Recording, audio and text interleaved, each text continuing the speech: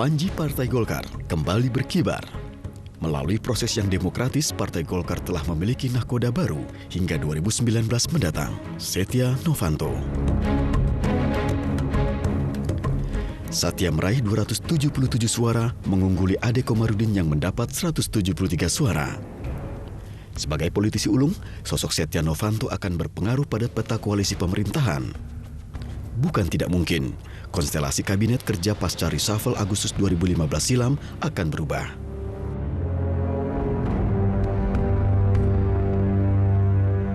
Munaslup yang kemudian akan membuat konfigurasi dan bandul politik akan ada sedikit perbedaan dibandingkan sebelumnya. Karena secara resmi Golkar telah menyampaikan sebagai partai yang akan mendukung pemerintahan. Tentunya harapannya bahwa pemerintahan yang dipimpin oleh Pak Presiden Jokowi dan Pak JK ini akan bisa menjadi lebih stabil. Pilkada serentak periode kedua 2017 mendatang dan pemilu 2019 akan menjadi ajang pembuktian Setia Novanto.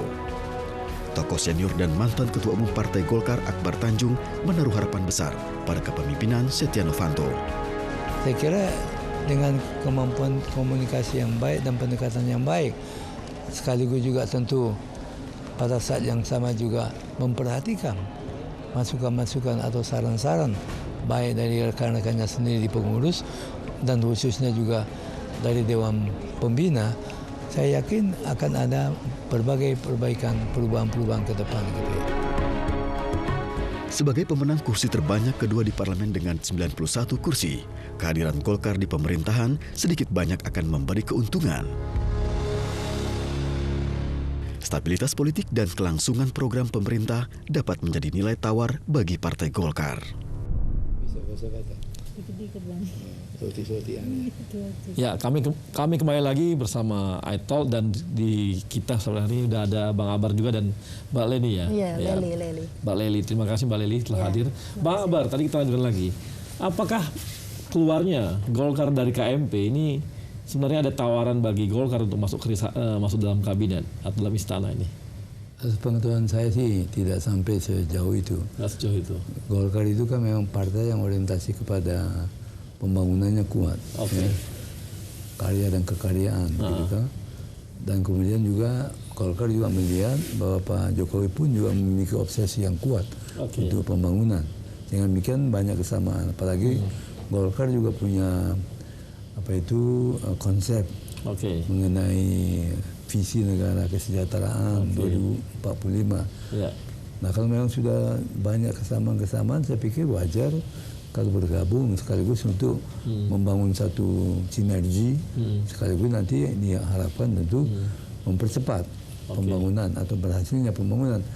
Bahwa itu kemudian mengakibatkan Pak Jokowi misalnya katakanlah mengajak Golkar, tokoh Golkar untuk bergabung dalam kabinet, ya itu kan hak prerogatifnya beliau. Kalau kita lihat dari segi potensi sumber daya manusia di Partai Golkar, ya sangat memungkinkan. Antara lain barangkali dari pengurus Partai Golkar yang ada sekarang banyak yang bisa jadi menteri. Banyak, dan termasuk yang bakal calon presiden yang kemarin itu, saya pikir juga banyak yang punya potensi untuk menjadi menteri yang menjadi kabinet. Menjadi kabinet. Nah, karena sangat kuat sekali di kita media dan kawan-kawan semua yang di lingkungan istana mengatakan bahwa ini sebenarnya tinggal nunggu Golkar untuk penyusunan reshuffle yang baru ini. Golkar ini selesai munaslupnya, Setnov menang, maka Golkar akan masuk dalam kabinet. Tapi kan kalau kabinet itu kan sepenuhnya reshuffle itu adalah presiden, jadi jangan nanti diartikan Golkar masuk menyingkirkan yang lain. Kami tidak pernah bermaksud itu. Kalau memang mau diharapkan, kami punya orang cukup banyak. Tapi sepenuhnya tentu. Kalau diajak Bang, berapa kira-kira kursi yang akan diterima oleh Golkar? Serahkan kepada Bapak. Kalau 2-3 atau bisa Bang ya. Mbak Leli, ini ada kemungkinan bahwa Golkar akan mendapat kursi 2 atau 3 di kabinetnya Jokowi. Ini apakah akan seperti ini terjadi? Jadi ini yang nanya pinter, yang jawab luar biasa pinter juga ya.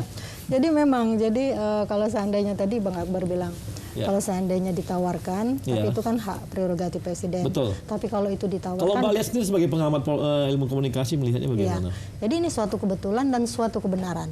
Jadi biarkanlah gonjang-ganjing politik di luar itu tidak menyelesaikan masalah Golkar, tapi kita melihat pada akhirnya teman-teman di Golkar itu happy ending menyelesaikan berbagai kemelut yang mereka alami selama 2 tahun ini gitu kan.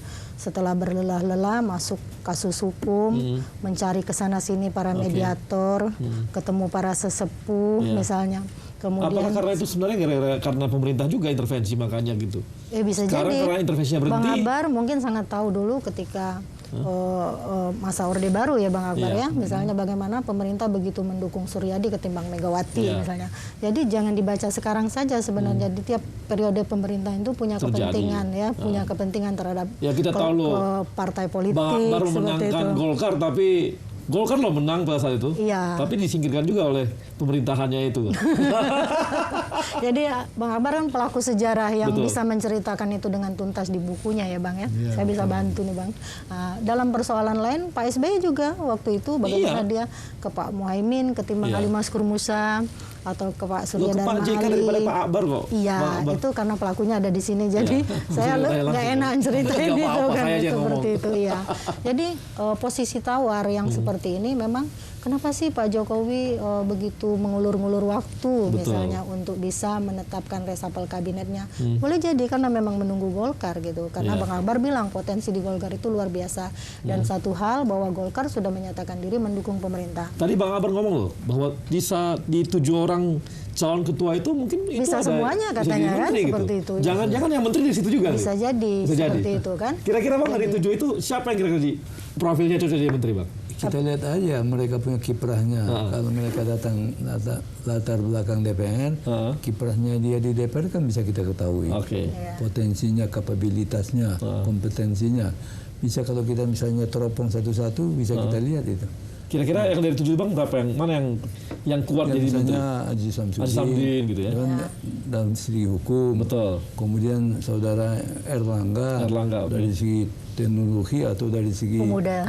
bukan dari segi perindustrian. Jadi mungkin juga menggantikan saudara Idrus Marham dari segi pemuda, dia pernah mantan dia ketua KNPI. KNPI, dia paham betul masa-masa kepemudaan. Kalau Aji sendiri menteri ini Bang, Kumham gimana kira-kira?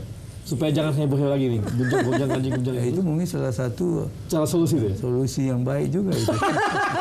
Gimana menurut Mbak? Kak? Ya kalau Bang Akbar kan sebagai sesepuh di partai politik Golkar kan harus memang mengatakan hal itu. Betul. Tapi pengamat boleh jadi apakah memang Haji Samsudin pantas untuk posisi itu dan juga prerogatifnya kan ada. di Kira-kira tangan siapa yang presiden. bakal jadi menteri dari Golkar 2 atau 3 orang nih? Bacaan Bang Akbar juga bisa ditoleransikan oleh kita kan. Tapi mungkin kalau Bang Ade Komarudin misalnya mundur dari DPR untuk jadi menteri nggak mungkin kan. Tapi sebenarnya dia punya potensi karena dia sudah bisa merengkuh berbagai komponen di DPR seperti itu. Ingat loh dua-duanya antara Pak Setia Novanto sama Pak Ade Komarudin menurut saya mereka tuh komunikasi publiknya cukup bagus. Iya. Apalagi Pak Setia Novanto itu diakui oleh kalangan Golkar bahwa ke bawahnya dia itu Sangat kuat. cukup berempati dengan kalangan yang di bawah kan seperti itu. Dua-duanya punya kapabilitas menurut mata Golkar.